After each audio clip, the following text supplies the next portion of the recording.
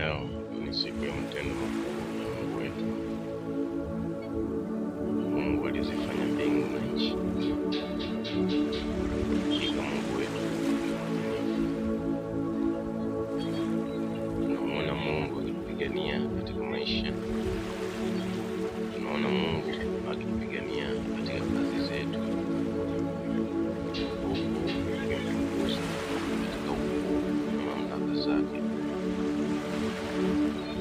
Lakini baba zetu kwa imani walitujengea misingi bora ya uchaji wa Mungu,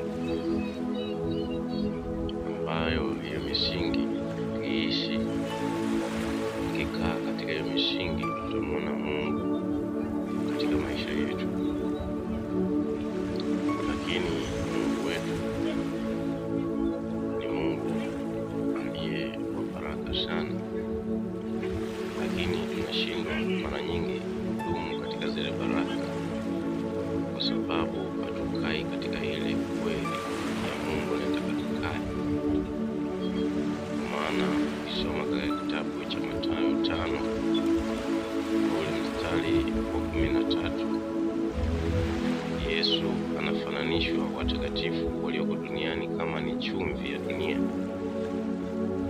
kwa sababu chumvi ya dunia ni watakatifu wale wanayemwabudu katika Mungu katika roho na kweli na katika haki ya Mungu.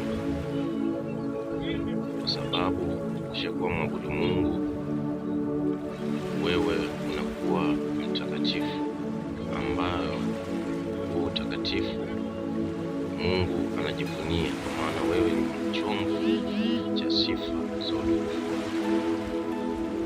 Kwa hiyo ukikaa katika zile sifa za Mungu na katika haki, Mungu atajifunua kwa mapenzi yake.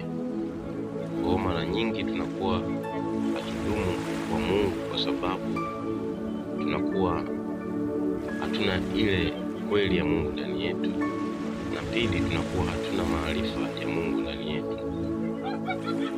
Ukisoma kitabu cha Warumi ile 10 na mstari wa 2, anasema tuna juhudi nyingi katika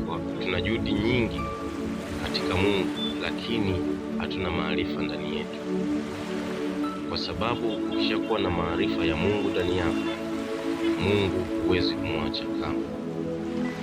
Kwa sababu hata wana wa Israeli wakati wanatoka katika nchi ya Misri wanaenda katika nchi ya Kanaani, unaona walikuwa wanatangatanga sana, kwa sababu wao misingi yao katika maisha yao walikuwa hawamfahamu Mungu wa Biblia. Ambaye alikuwa anamfahamu vizuri ni Moses, alikuwa anamjua, njia zake alikuwa anazijua. Kwa hiyo pale lilipotokea tatizo lolote, tunaona Musa alimwomba Mungu, kwa sababu alikuwa anajua Mungu ni Mungu aliye mwaminifu.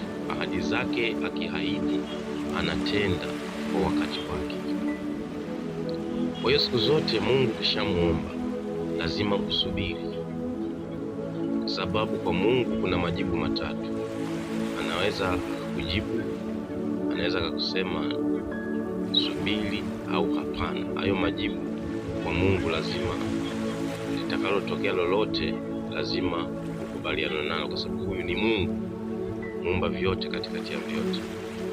Kwa hiyo Mungu hata kujibu bado atabaki ni Mungu, kwa sababu Mungu umwombacho, inawezekana hujaomba kwa wakati au hujaomba sawasawa na neno, kwa sababu ukiomba sawasawa na neno, Mungu anasema anajibu kwa mapenzi yake. Kwa hiyo mwana wa Mungu, simama katika makusudi ya Mungu, mtumikie Mungu kwa moyo safi wa haki. Mungu atajifunua kwako.